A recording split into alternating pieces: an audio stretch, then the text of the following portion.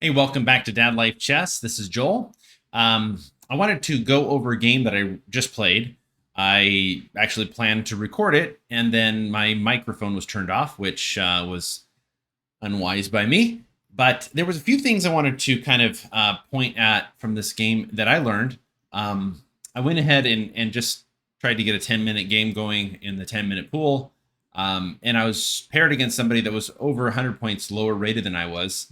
Bobby RCJ he was I think rated a little over 1900 when the game started. So, you know, truth is I've been kind of on tilt this last week.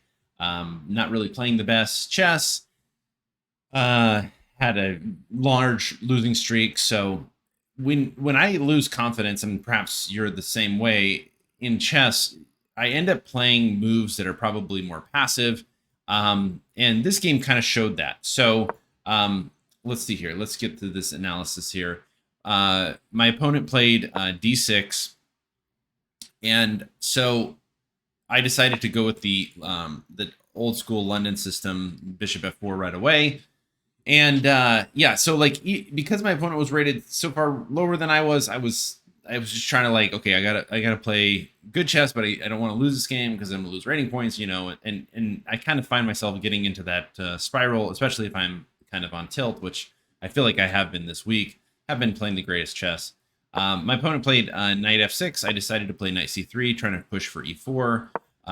Bobby RCJ, he played c6. I decided to play e4, so I have the center control. He plays g6, and here I decide to kind of go for my typical 150 attack. And he plays queen c7. Now this is a common theme. They want to play e5, but I thought about this for a little while, and I played a move. It's ironic. The computer in the initial game review gave it an inaccuracy, and I looked up on Stockfish 15, I think it was, and it's certainly not the best move. And it kind of shows the psychology of where I'm at now. Ironically, it's still in the top like 3 or 4 Stockfish move on the on chess.com here, but it kind of shows the kind of the headspace that I was in playing this game, not really playing with confidence. The most principled move is knight f3, and honestly, knight f3 is a great move. Developing, getting my knight out. I ended up choosing a move that was inferior to that, but I had a concrete idea. My idea with h3 that I played is I wanted to stop this bishop from getting out here and attacking my knight. But what I didn't realize is because I had played here, it's not even a pin.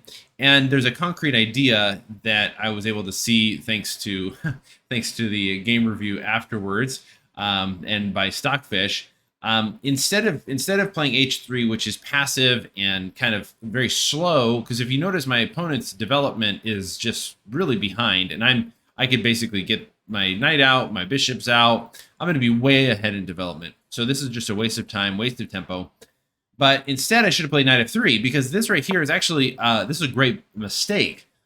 This would be I'll give this a question mark.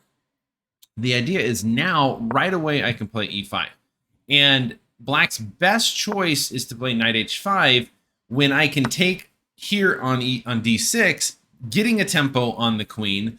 They're forced to recapture, and then not even worrying about this, I basically just say development is going to be more important here and here. And there's some crazy threats. Pieces are coming in. It's just going to be very difficult. This bishop's under attack.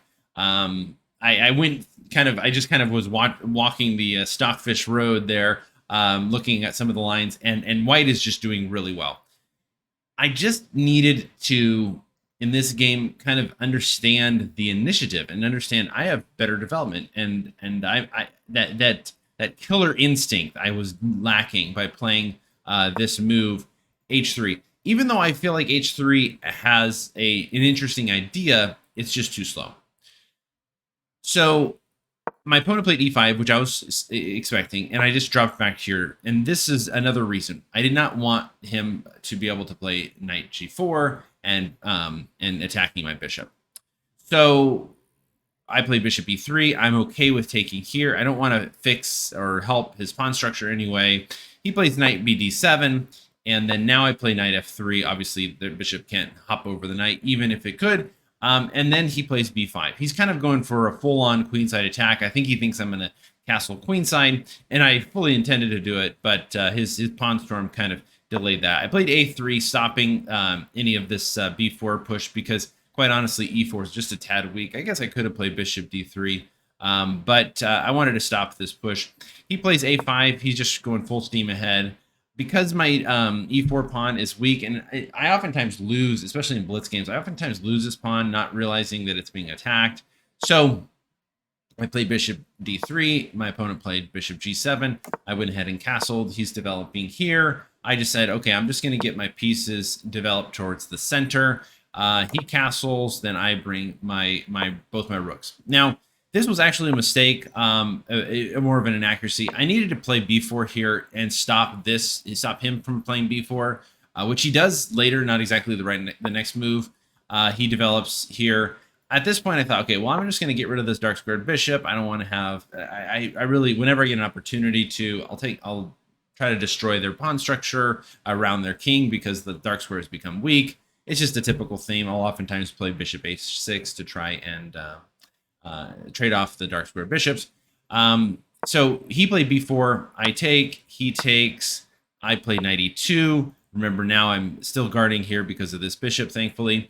And right here, he takes here. So I obviously can just take back, which is probably not a bad move. But I didn't want to have any kind of tempos on my queen. And not only that, it forces black onto this this square on g7, which ends up being important later in the game. Here, both these knight moves are okay. I actually chose the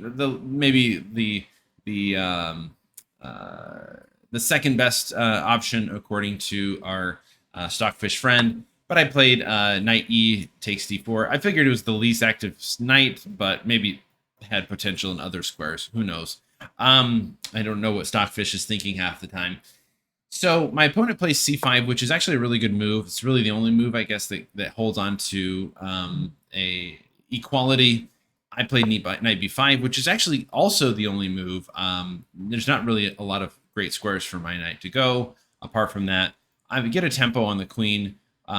He plays queen b6, kind of, putting some pressure. I thought maybe doing stuff like this would be an idea, but I ended up finding a good move. I play queen f4. I'm attacking here twice, and my opponent says, okay, well, I'm going to bring my knight here and protect.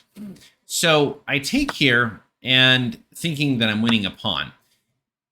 My opponent, I thought, okay, well, I'm going to be winning a pawn here, boom, boom. So I take here, I take here, I take here, and then my opponent plays rook takes d3. And I remember just thinking to myself, oh, I'm losing. I'm going to lose because as soon as I take back here or here, he's going to be able to take my knight. He gets 2 minor pieces for the rook.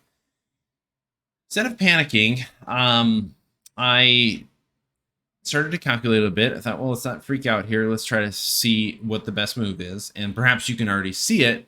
There is a move, and there's a tactic that plays out in this position and ultimately wins the game for us.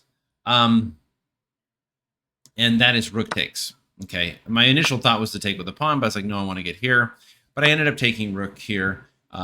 He takes my knight, and see if you can spot the tactic. It's kind of a important tactic. It's the only one that really wins the game here, almost on the spot. Of course, my opponent put up a resistance. Did you see it? That's correct. Rook to d6, exclamation point. That is the move. Notice the king's on g7. The king is completely pinned the knight is pinned to the king, I should say.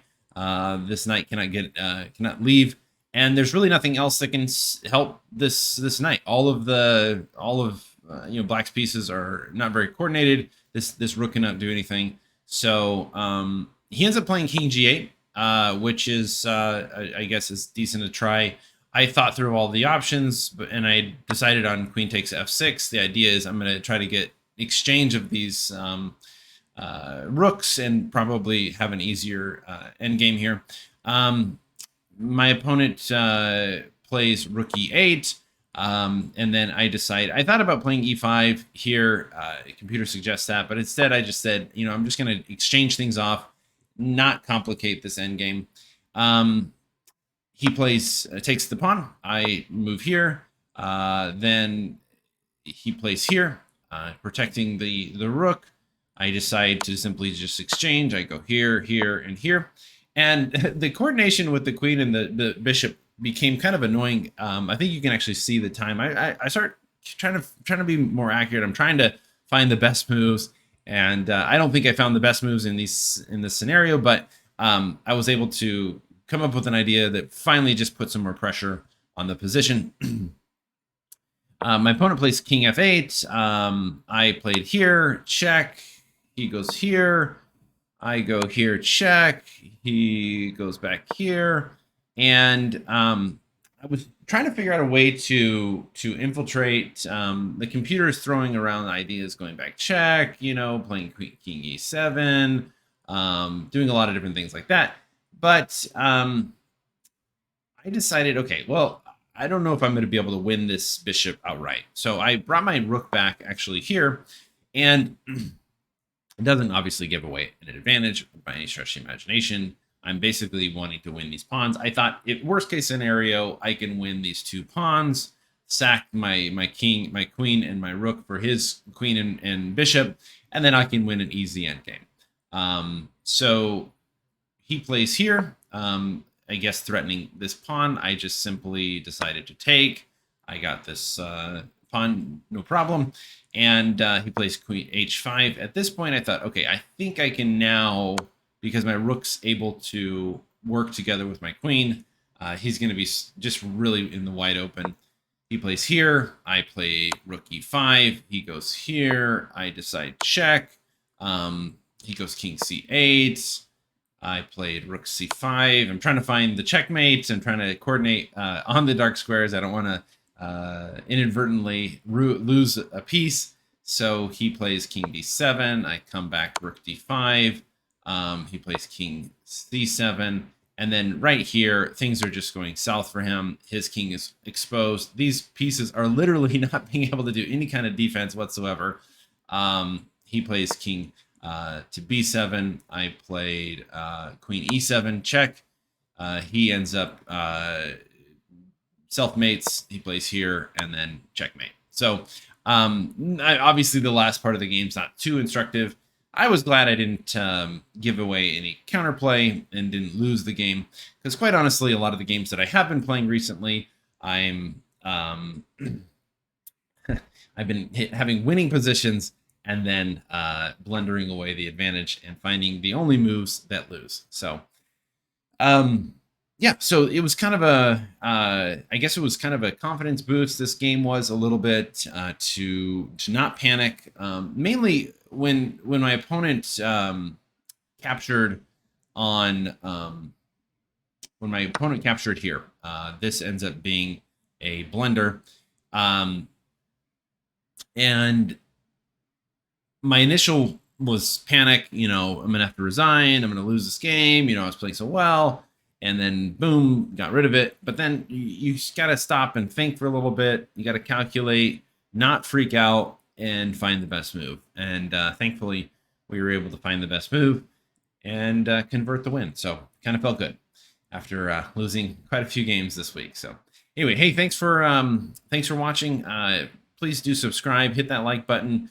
They all help. I'm trying to get quite a few more subscribers, trying to hit that 1,000 subscriber mark. That's kind of my goal. I know I'm at like 200. So, hey, everyone counts.